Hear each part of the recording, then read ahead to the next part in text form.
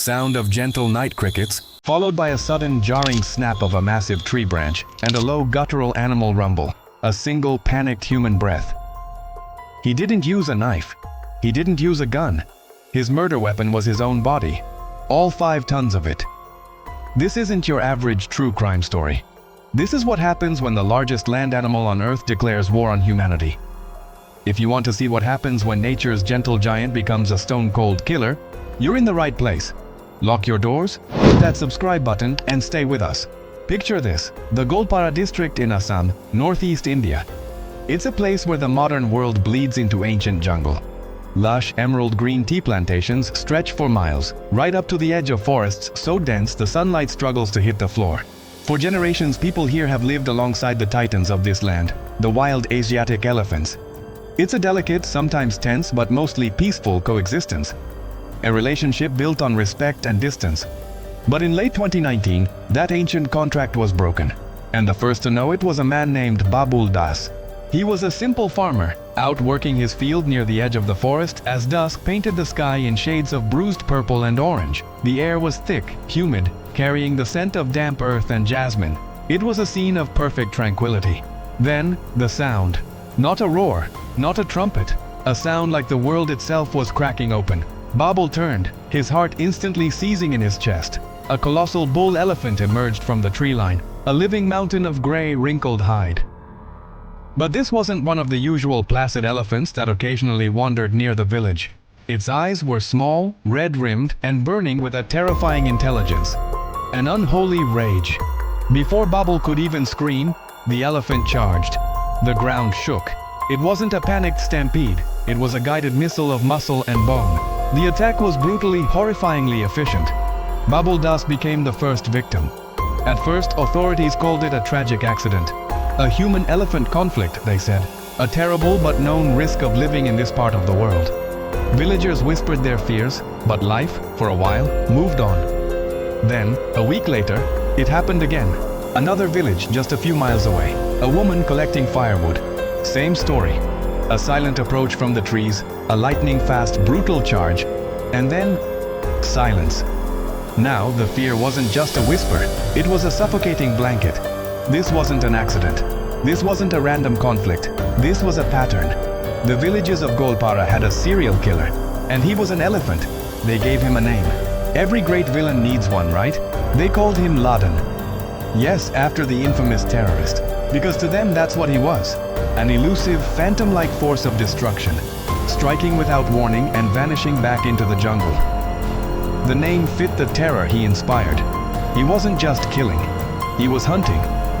Laden wasn't just trampling people who got in his way.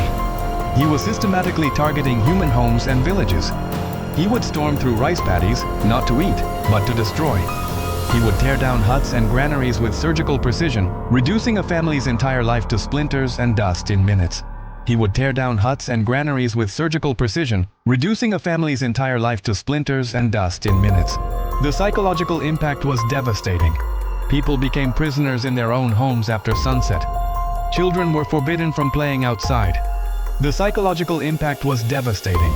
People became prisoners in their own homes after sunset.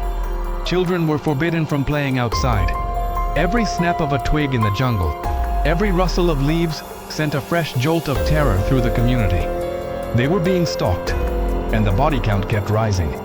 3 victims, 4, then 5. The victims were men, women, young, old. It didn't matter. To Laden, they were all the same. Intruders. The authorities had to act. They assembled a massive team.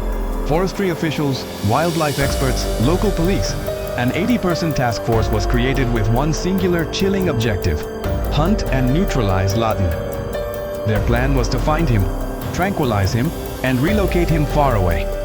Sounds simple enough, but they were hunting a ghost. This elephant was smart, terrifyingly smart. He seemed to know their every move. The search parties would find his tracks, enormous craters in the soft earth, leading them deep into the labyrinthine jungle, only for the tracks to vanish. He would double back, using streams to cover his trail, moving with a ghostly silence that defied his immense size. They used everything they had. Specially trained domestic elephants, called kunkis, were brought in to track him. their mahouts perched nervously on their backs, scanning the dense foliage. But even these trained elephants grew agitated, nervous, whenever they got close to Laden's trail. They could sense his rage, his sheer dominance. He was something other. For weeks the hunt was a failure. Laden would outmaneuver them every time, then reappear miles away to claim another life or destroy another home. The task force was running out of options and time. The local population was at a breaking point, demanding a more permanent solution. They wanted Laden dead. The conservationists argued for capture. The politicians felt the pressure. It was a powder keg, and Laden held the match. But the real question, the true crime at the heart of this story, wasn't how to stop him, but why. Why was he doing this? Elephants are brilliant, emotional, social creatures. They feel grief. They have memories. They form deep family bonds. They don't typically become lone, calculating killers. Wildlife experts and veterinarians started building a profile of their unsub, just like FBI profilers. They floated theories. Maybe he was suffering from must, a periodic condition in bull elephants where soaring testosterone levels make them hyper-aggressive. But the killings were too consistent, too prolonged. Must usually passes. This was a sustained campaign of terror. Another theory, perhaps he had been injured by poachers, or had seen his family gunned down, leaving him with a deep-seated, vengeful hatred of all humans, a kind of elephant PTSD. The most likely theory, however, was also the most tragic, and it indicts all of us. The forest was shrinking. His home, his territory, the ancient migratory routes his ancestors had walked for thousands of years, the elephant corridors, were being systematically destroyed. Cut down for farmland, blocked by highways and railways. Every day his world got smaller. Every day the smell of humans and the sound of their machines grew closer. Laden wasn't a monster born of malice. He was a refugee, a king with no kingdom, a creature pushed to the absolute brink. We had, piece by piece, dismantled his entire world, then acted surprised when he finally, violently pushed back. He wasn't just killing people, he was defending the last scraps of his existence. He was at war, and we were the invaders. Back on the ground, the task force got a break. They brought in new technology, a high-tech drone equipped with thermal imaging cameras. They launched it at night, a silent eye in the sky, scanning the vast, dark canopy of the jungle. For hours, nothing. Just the green, ghostly heat signatures of smaller animals. Then, they found him. A massive, brilliant white shape moving through the trees near a tea plantation. It was Laden. He was on the move again, heading towards another village. The hunt was on. This time, there would be no escape. The team mobilized in the pre-dawn darkness, converging on the location from all sides. They moved on foot, silently, armed with tranquilizer guns loaded with a potent sedative. The air was electric with tension. As the first hints of dawn broke through the trees, they saw him. He was even bigger than they'd imagined, standing nearly 10 feet tall at the shoulder, his tusks yellowed and sharp. He was ripping bark from a tree, calm for a moment. A deceptive, terrifying calm. The chief veterinarian raised his rifle, took aim. The fooft of the tranquilizer gun was tiny in the vast silence of the forest. The dart, a fluorescent orange fleck, flew through the air and struck Laden squarely in his powerful hindquarters. For a moment, nothing. He just turned his massive head, his small eyes fixing on them. The rage was back. He let out a trumpet of fury so loud it felt like it shook the leaves from the trees, a primal scream of defiance and pain. He started to charge. Men scattered, diving behind trees, their hearts hammering against their ribs. This was it, the moment of truth. But the tranquilizer was starting to work. His charge slowed. His steps became heavy, uncoordinated. He stumbled, then tried to keep going, his will fighting a chemical war against his own body. And then, with a slow, agonizing groan, the giant fell. The earth shuddered as his 5-ton body crashed to the ground. Laden, the terror of Golpara, was finally still. He was transported to Orang National Park and put in a massive, fortified enclosure. The plan was to rehabilitate him, to study him. But it was too late. He refused to eat. He was sullen, broken. Perhaps from the sedatives, perhaps from something else.